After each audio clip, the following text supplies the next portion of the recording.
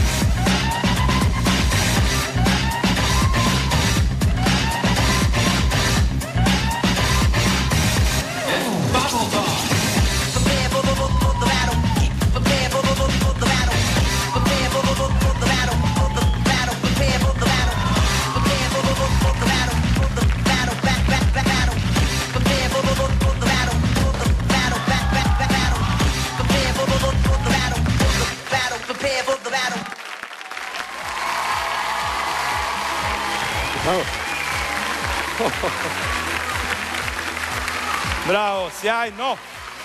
Stvarno.